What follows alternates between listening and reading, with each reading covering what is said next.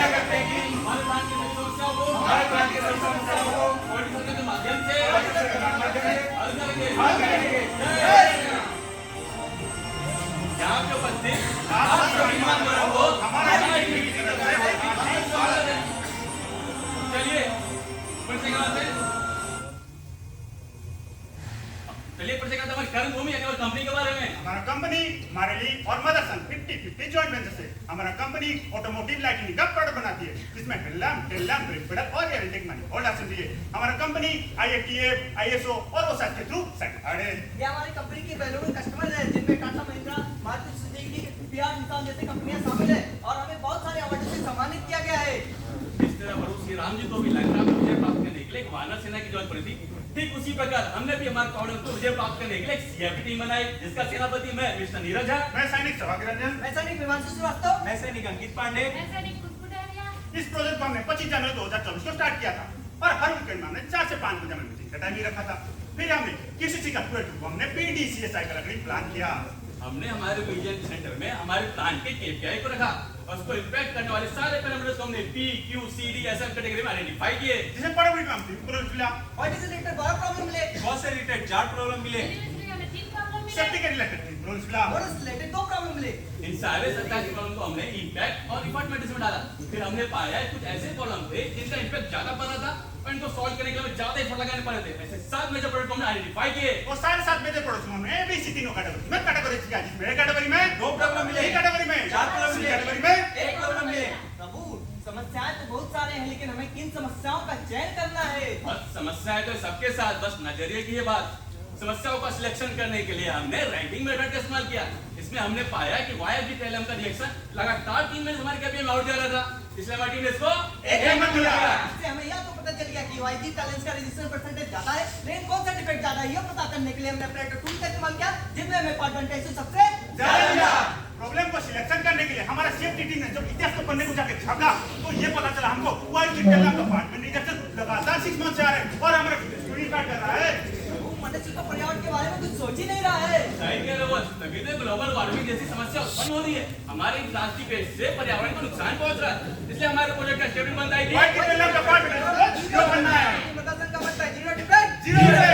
Silence please, keep silence. Problem कहां से आ रहा है, प्रॉब्लम का जनरेशन पॉइंट क्या है, पॉइंट ऑफ कॉज क्या है, डिटेक्शन पॉइंट क्या है, ये जानने के लिए हमारी टीम ने गंबावजी किया। प्रोसेस कंपेयर करने से हमें पता चला कि पार्ट तो एंटी पिक्चर में बैठ ही नहीं कैसे रहा है। बैठेगा प्रभु, जबकि पार्ट बेंड है ना? अरे बेंड हो कहां से रहा है? बेंड पार्ट हमारा एंटी ऑलरेडी साइड से आ रहा है और बेंड पार्ट जो ऑलरेडी साइड से हमारा आ रहा है वो हमारा स्टैंडर्ड से मैच कर रहा है कि नहीं कर रहा है, उसको जानने के लिए हमारे CFT टीम ने कुछ सेट सैंपल लेके ब्लड चेक किया और ज्ञापन ब्लड चेक करने के बाद हमको ये पता चला CP5 और CPC हमें मिला चाउर जा रहा स्टैंडर्ड से मैच नहीं कर रहा था।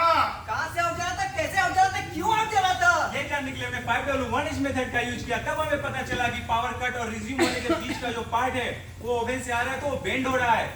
वो बेंड सेट का कुछ सेट सैंपल लेके हम CMM लैब में चेक किया और CMM लैब चेक करने के बाद हमको ये पता चला रेड जोन के पास ज्यादा डिफॉर्म हो रहा था।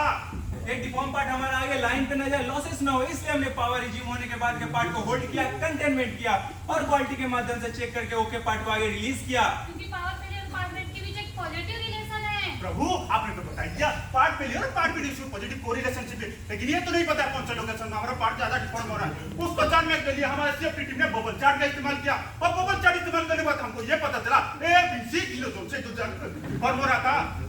हमारी टीम ने साथ में ब्रेनस्टॉर्मिंग करके सारे पॉसिबल कॉजेस को फिशबोन डायग्राम आइडेंटिफाई किया। फिशबोन ये कोई खाने वाली मछली है क्या प्रभु? ना ना, बस ये कोई खाने वाली मछली नहीं है, ये इसका नाम है। इसे सिकाओ डायग्राम के नाम से भी जाना जाता है। इसमें हमने सारे पॉसिबल कॉजेस को मैन, मशीन, मटेरियल, मेथड और डिजाइन कैटेगरी में आइडेंटिफाई किया। अब इन सारे पॉसिबल कॉजेस में से इनसिग्निफिकेंट कॉजेस को हटाने के लिए हमने cause and effect elimination study किया, जिसमें किसी टीम को 3 प्रॉब्लम से स्ट्रांग लगा। हमारे एक्सपर्ट टीम को 4 प्रॉब्लम का स्ट्रांग लगे। फिर हमारी QC टीम और हमारी एक्सपर्ट टीम दोनों ने साथ में बैठकर मंथन किया और 4 पॉसिबल कॉजेस से आगे बढ़ने का निर्णय लिया। तो पहला पॉसिबल कॉजेस आता है हमारा मेजरमेंट कैटेगरी में, जब हम स्टैंडर्ड के साथ वेरीफाई किया तो हमको ये पता चला ब्लो स्पीड और कन्वेंस स्पीड हमारा स्टैंडर्ड से मैच कर रहा है। फिर ये हमारा अगले पॉसिबल कॉज में हमने मटेरियल ग्रेड को स्टैंडर्ड मटेरियल ग्रेड के साथ मैच किया तो पाया हमारा material grade standard material grade के साथ मैच कर रहा था, इसलिए हमारा अगले पॉसिबल कॉज में हमने हीटर के रेजिस्टेंस एंड करंट को चेक किया तो ये हमारा स्टैंडर्ड के साथ मैच मिला, तो ये हुआ हमारा।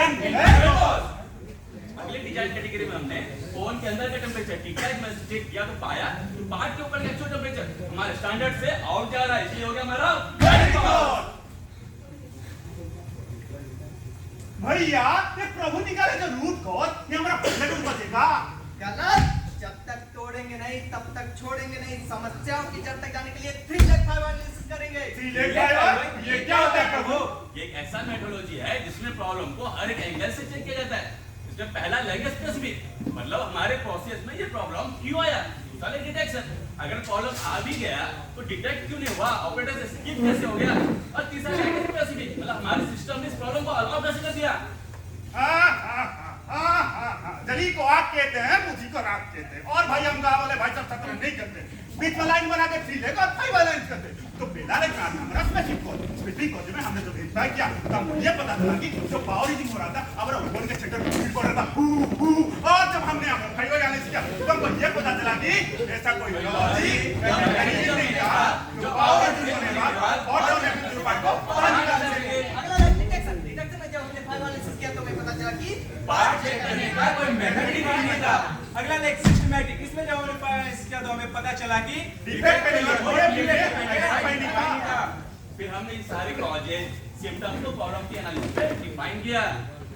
हमने पावर फेल होने के बाद पीटीआर रिपोर्ट चेक किया तो हमने पाया कि पार्ट के ऊपर लिक्विड टेंपरेचर हमारा अपर कंट्रोल लिमिट से बाहर जा रहा है।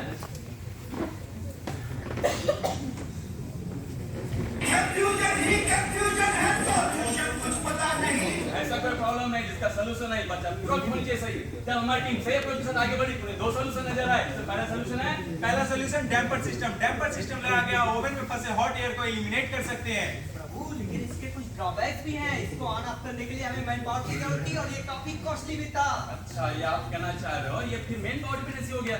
अगर मेन पावर ऑन करना भूल गया तो ये प्रॉब्लम फिर से जनरेट हो सके। इसके लिए हमें यहाँ पे प्रोफाइल को देना पड़ेगा। साथ साथ ये कॉस्टली भी है, कोई बात नहीं, हमारे पास दूसरा सॉल्यूशन है ना।